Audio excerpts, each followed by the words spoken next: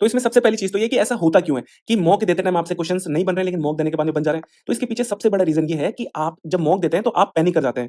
अब आप पैनिक क्यों कर जा रहे हैं? क्योंकि आपके ऊपर प्रेशर है। प्रेशर किस बात का है? प्रेशर है स्कोर करने का। मतलब जब आप मॉक देते हैं, तो मॉक देते टाइम जब शुरुआत करते हैं, तो उसी टाइम आपके दिमाग में सबसे पहली चीज़ ये आती है कि मेरे को इस मॉक के अंदर अच्छा स्कोर करना है, अच्छे मार्क्स लेकर आने हैं, या फिर अच्छी रैंक लेकर आनी है, या फिर अच्छे परसेंटाइल लेकर आने हैं। और यहीं पर हम सबसे बड़ी गलती करते हैं कि हमारी जो अप्रोच होती है, वो कैसी होती है? मार्क्स ओरिएंटेड होती है कि हमको इस मॉक के अंदर अच्छा स्कोर करना है। अब देखो, मैं ऐसा क्यों कह रहा हूँ कि ये आपकी सबसे बड़ी गलती है? इसको मैं आपको एक एग्जांपल से समझाता हूँ। जैसे मान लेते हैं कि आप किसी एग्जाम की सीरियस होकर प्रिपरेशन कर रहे हैं, जैसे सीजीएल एग्जाम मान लेते हैं कि आप इसकी पिछले 1-2 साल या 2-3 साल से अच्छी प्रिपरेशन कर रहे हैं, ठीक है? अब इसी एग्जाम से मिलता-जुलता एक सिलेबस है किसका? सीएचएसएल का। तो आपने इसका भी फॉर्म भर दिया, लेकिन आप किसकी प्रिपरेशन कर रहे हैं? आप सीजीएल की प्रिपरेशन कर रहे हैं। अब मेरे को बस इतना बताइए कि जब आप एग्जाम देने जाते हैं, तो किस एग्जाम में आप प्रेशर फील करेंगे? ऑब्वियस सी बात है ना कि जिसकी आप 2 साल से प्रिपरेशन कर रहे हैं, जिस मेहनत कर रहे हैं इतनी, उसका जब पेपर देने जाएँगे तो आप प्रेशर फील करेंगे, क्योंकि आपका इस एग्जाम में सिलेक्शन होने से और नहीं होने से आपका इम्पैक्ट पड़ेगा, असर पड़ेगा उस चीज़ का।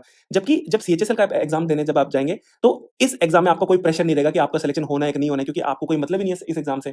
तो जब आप एग्जाम देंगे, तो कौन से वाले एग्जाम में आप ज़्यादा परफॉर्म करेंगे? ऑब्वियस सी बात है ना कि आप सीएचएसएल वाले एग्जाम में ज़्यादा परफॉर्म कर पाएँगे। क्यों? क्योंकि आपके पास में कोई प्रेशर ही नहीं है नेसेसरी। आपको बिल्कुल फ्री माइंड होके, बिल्कुल काम होके पेपर देंगे, क्योंकि आपके पास में इस चीज़ का प्रेशर नहीं है कि आपका सिलेक्शन होना है कि नहीं होना है। जबकि सीजीएल एग्जाम के अंदर आपके ऊपर अननेसेसरी प्रेशर रहता है। इसी वजह से आप अगर इन दोनों में कंपेयर करें, तो आप इसमें ज़्यादा परफॉर्म कर पाएँगे। यही रीज़न है कि जब हम स्कोर करने का प्रेशर ले लेते हैं, तो हम मॉक देते टाइम में हमसे जो क्वेश्चंस नहीं बन पाते हैं। अब देखो, इसमें प्रॉब्लम क्या-क्या आती है कि वो बन क्यों नहीं पाते हैं, उसकी बात हम यहाँ पर आगे करते हैं।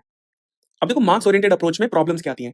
तो इस अप्रोच में हम क्या करते हैं कि मॉक देते टाइम ही जब शुरू करते हैं, तब उसी टाइम हमारे दिमाग में आ जाता है कि इस मॉक के अंदर मेरे को अच्छा परफॉर्म करना है, अच्छा स्कोर लेकर आना है। अब हम अच्छा स्कोर कब लेकर आएँगे? जब हम ज़्यादा से ज़्यादा अटेम्प्ट करेंगे। मतलब जो सेक्शन 1 होता है, उसमें 60 क्वेश्चन्स होते हैं, तो इसमें जितने ज़्यादा हम अटेम्प्ट करेंगे, उतने ज़्यादा हमारे पास में नंबर आएँगे। अब इससे क्या होगा कि अब देखो, ये ऐसा तो है नहीं कि हमको घर बैठ के आराम से 3-4 घंटे में करना है।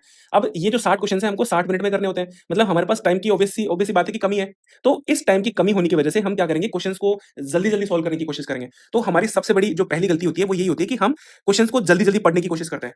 और जब हम क्वेश्चंस को जल्दी-जल्दी पढ़ते हैं ना, तो इस चक्कर में हम क्वेश्चंस को ही गलत पढ़ लेते हैं। या फिर क्वेश्चंस की एक लाइन पढ़ी और हम प्री डिटरमाइंड हो गए कि यार, इस क्वेश्चन में तो ये पूछा होगा, और हम उसको सॉल्व करने लग जाते हैं। और उसको पूरा पढ़ने से पहले ही हम पेन चलाने लग जाते हैं उसको सॉल्व करने के लिए। और इसमें बहुत बार हमारा टाइम भी खराब होता है। तो जब हम जल्दी-जल्दी क्वेश्चंस को पढ़ते हैं, तो उसमें हमारा टाइम खराब होता है। फिर हम जब क्वेश्चंस को पढ़ लेंगे, तो उसके बाद में हम सॉल्व भी उसको जल्दी-जल्दी करने की कोशिश करेंगे। अब सॉल्व जल्दी करने के चक्कर में आपको ये नहीं पता लगता कि आप गलती क्या कर रहे हैं। जैसे इसको मैं आपको एक एग्जांपल से दिखाता हूँ।